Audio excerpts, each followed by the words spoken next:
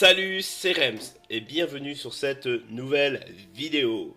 Alors aujourd'hui, on va voir The Good Spirit, le bon esprit. Le bon esprit pour ne pas abandonner la musique. Il y a quelques années, j'étais à un séminaire avec Cécile, qui se reconnaîtra, qui est une de mes abonnées, qui me racontait qu'elle avait fait du piano quand elle était plus jeune et elle se faisait taper sur les doigts.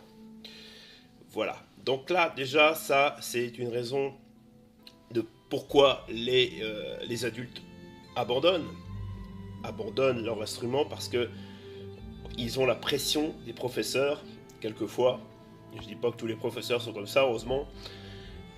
Et, bien sûr, la deuxième raison que les gens évoquent pour l'abandon d'un instrument, c'est bien sûr le passage à l'adolescence. C'est vrai que l'adolescence, c'est un cap à passer, mais il faut quand même se bouger les fesses.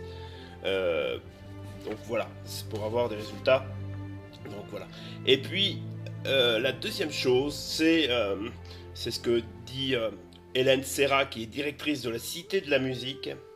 Elle dit que l'important, c'est de lui avoir donné, donc à l'élève, à découvrir la musique, et à choisir l'instrument qui lui correspond en lui laissant le temps. Je répète cette phrase. L'important, c'est de lui avoir donné à découvrir la musique et à choisir l'instrument qui lui correspond en lui laissant le temps. Voilà, par exemple, c'est un enfant qui commence le piano et ça lui plaît pas du tout.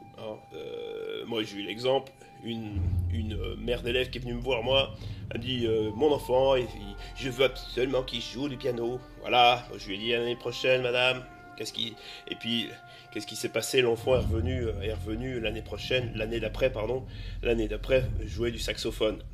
Donc, comme quoi, on a perdu un an. Enfin, il a perdu un an. Voilà, donc ça, c'est vraiment, vraiment, vraiment dommage. Donc, vraiment, la solution, c'est déjà une ouverture d'esprit. Vous savez, hier, j'étais en pleine discussion avec un compositeur qui s'appelle Thibaut. Et c'est vrai que d'avoir des discussions avec un créateur de musique, c'est vraiment tout à fait génial, parce que c'est une ouverture d'esprit qu'on n'a pas forcément, et ça, c'est vraiment génial. Alors, si vous avez dans votre famille ou dans vos connaissances des compositeurs ou des créateurs, allez les voir, parce que ils ont souvent des choses à revendre, et puis ça ouvre l'esprit. Et puis alors, comment on peut faire si on ne connaît pas de compositeur ou des choses comme ça? Truc tout bête, hein.